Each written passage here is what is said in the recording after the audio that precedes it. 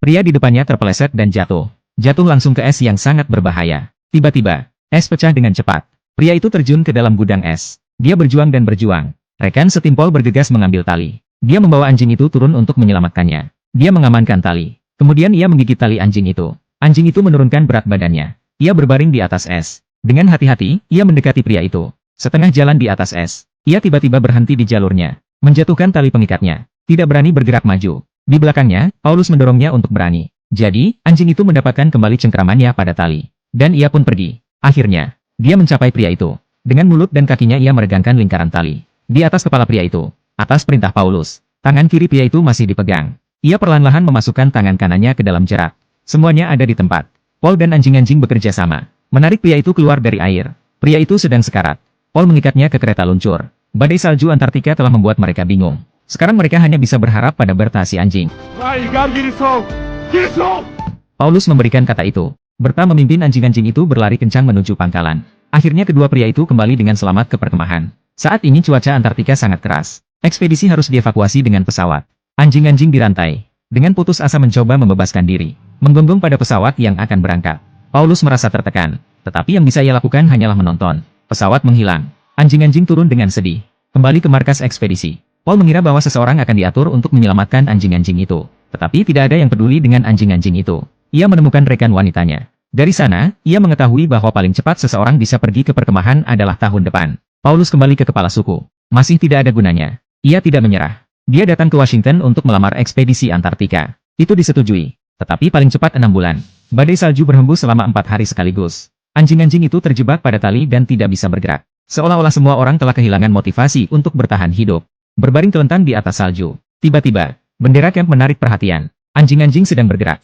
Saat kepingan-kepingan itu jatuh, Ellen adalah yang pertama membebaskan diri. Dengan putus asa berusaha mengejar bendera yang diterbangkan oleh angin kencang. Akhirnya, ia mengambil bendera. Anjing-anjing saling membantu mengunyah kalung pasangannya. Segera semua orang bebas dari tali kekang mereka. Anjing-anjing di depan kita, ditinggalkan oleh manusia di Antartika. Mereka menemukan sekawanan burung. Alan yang lapar berteriak pada burung-burung. Burung-burung takut pergi. Berta mengawasi Alan. Ia harus mengatur ulang rencana penangkapan burungnya. Ia hanya mengirim beberapa ekor anjing ke satu sisi untuk mengulur waktu mereka. Kemudian ia menggonggong pada Alan lagi. Alan harus tetap tinggal. Tidak ada lagi yang main-main. Kemudian, Berta pergi ke sisi lain dari kawanan burung-burung. Dan diam-diam berbaring. Perlahan-lahan mendekat. Ketika waktunya tepat, dia menggonggong 2 kali pada anjing-anjing. Anjing-anjing bergegas keluar dari samping. Sebuah lari gila untuk burung-burung. Perburuan sedang berlangsung. Akhirnya mereka bisa makan sampai kenyang. Berta duduk. Anjing-anjing mengambil mangsa di mulut mereka. Mangsa ditempatkan di depan Berta. Dia mengambil pilihannya. Berta mengambil yang terbesar. Sisanya dibagi rata. Tapi bukan Alan. Alan berbaring di tanah dan memohon. Hanya untuk dikejar dengan giginya yang tanggal. Dan kemudian pasangan yang lebih baik. Perlahan-lahan melamun. Dan ia akhirnya bisa makan. Dengan kerja sama tim yang hebat. Anjing-anjing ini telah hidup di Antartika selama 50 hari. Pada malam hari. Dan mereka bisa melihat aurora borealis dengan segala kemegahannya. Pemandangan langka untuk dilihat. Anjing-anjing itu sangat gembira. Mengamati langit. Menangkap sekilas aurora borealis di atas salju. Melompat dan bermain di salju. Mengejar dan bermain. Dan kemudian salah satu anjing terjatuh dari bukit. Semua orang bergegas untuk memeriksanya. Dia terluka parah sehingga tidak bisa bergerak. Anjing-anjing itu takut ia akan kedinginan. Mereka duduk di sekelilingnya untuk membuatnya tetap hangat. Seiring dengan berlalunya hari, salju perlahan-lahan menutupi mereka. Sampai mereka terbungkus rapat. Anjing-anjing lapar dan kedinginan.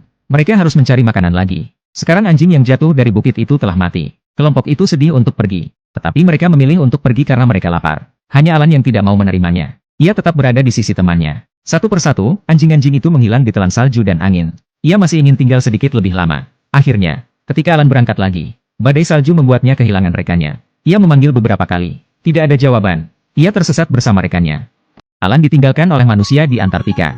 Itu adalah hari ke-152-nya untuk bertahan hidup sendirian. Ia melihat bangkai ikan paus di kejauhan. Ia langsung berlari ke arahnya, berniat untuk memakannya. Tetapi daging ikan paus dibekukan. Tidak ada cara untuk memakannya. Ia harus beralih ke bagian lain. Ia baru saja akan membuka mulutnya untuk memakannya. Tiba-tiba sebuah anjing laut.